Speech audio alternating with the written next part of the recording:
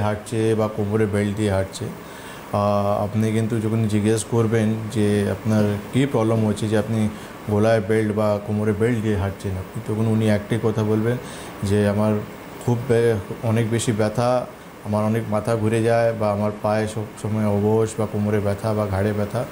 তো doctor x-ray করার পর বলেছে যে আপনার কোমরে বা ঘাড়ে আপনার স্পন্ডিলোলিসিস হয়ে গেছে। এই স্পন্ডিলোলিসিসটা এই জন্য নিয়েছি আমি, কেন কি স্পন্ডিলোলিসিস একটা ছোট সমস্যা নেই, এইখান থেকে আমাদের শরীরে নানা রকম সমস্যা শরীরে চলে আসে, আমরা জানি না বা বুঝি না। কেন কি আমরা লেম্যান হিসাবে আমরা এটাই জানি যে ব্যথা হচ্ছে, ব্যথার জন্য আমরা কি করতে পারি, ব্যথা ওষুধই খাবো। কিন্তু একটা ব্যথা, এই ছোট একটা রোগ আমার কত বড় বড় শরীরে মাল্টিপল নিউরোলজিক্যাল বা মাসকুলার সমস্যা আমাদের শরীরে নিয়ে আসতে পারে। আমি সেটাই চেষ্টা করব যে আজকে এই লাইভ প্রোগ্রামে এটা ডিসকাস করা যায়। একদম। স্পন্ডিলোলিসিস বেসিক্যালি আপনি বলতে পারেন যে স্পাইনে অস্টিওআর্থ্রাইটিস আপনি বলতে পারেন। স্পন্ডিলোলিসিস দু জায়গায় হয়, একটা হচ্ছে আমরা সার্ভাইকাল স্পন্ডিলোলিসিস আমরা দেখি, একটা আমরা দেখি লাম্বার স্পন্ডিলোলিসিস আমরা দেখি। এখানে আমরা যেটা কমন যে প্রবলেমটা দেখি, আমরা সবথেকে কমন প্রবলেম দেখি আমরা পেন, আমরা দেখি যে আমাদের পেন হচ্ছে, সঙ্গে আমরা স্টিফনেস মানে হচ্ছে যাদের রোগ থাকে না তারা খুব স্মুথলি ঘাড় ঘোরাতে পারে, উঠা বসা করতে পারে, যে কোনো কাজ ইজিলি করতে পারে। কিন্তু যখন আমাদের স্পন্ডিলোলিসিস হয়ে যায় তখন আমাদের শরীরে স্টিফনেস চলে আসে, মানে একটু জড়তা ভাব চলে আসে। আমরা কিছু করতে গেলে ঘাড় ঘোরাতে আমাদের সময় লাগবে, মাটিতে বসতে গেলে আমাদের সময় লাগবে, মাটিতে বসতে গেলে আমাদের কিছু ধরে উঠতে হবে। তো এটা আমাদের একটা স্টিফনেস সমস্যা চলে আসে। সঙ্গে সঙ্গে আমরা দেখি যে আমাদের তার ঘাড়ের সমস্যার জন্য আমার হাতে ব্যথা যন্ত্রণা হচ্ছে বা আমাদের হাতে ব্যথাগুলো রেডিয়েট করছে, বা কোমরে ব্যথার জন্য আমরা দেখছি কোমর থেকে রাত্রেবেলা বা যে কোনো কাজ করার জন্য হঠাৎ করে পায়ের দিকে ব্যথা নামছে, একটা পায়ে বা দুটো পায়ে আমাদের ব্যথাগুলো নামছে।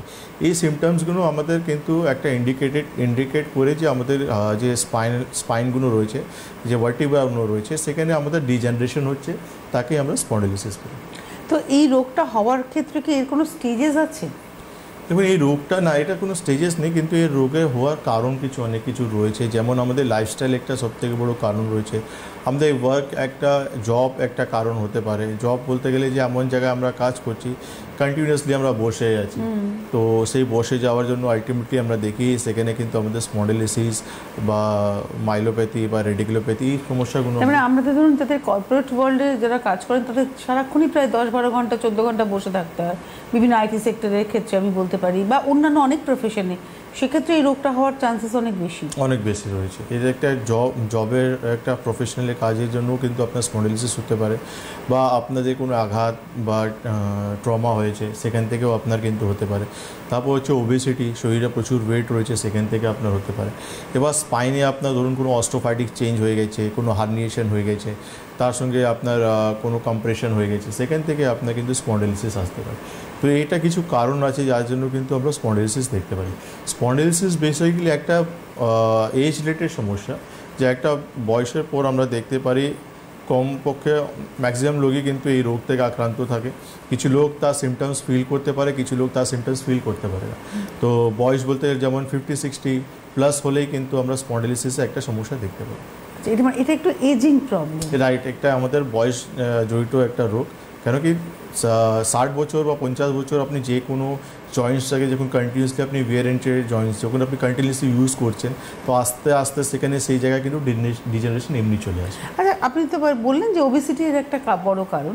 তাহলে যদি কোনো মানুষ তার স্পন্ডিলোলিসিস হয়েছে, এবার তার ওবেসিটিটাকে সে যদি কন্ট্রোলে আনতে পারে, তাহলে কি সেটা সেরে যাবে, নাকি না তার জন্য আলাদা ট্রিটমেন্টও রয়েছে? তার সিমটমসগুলো অনেকটা কমে যাবে।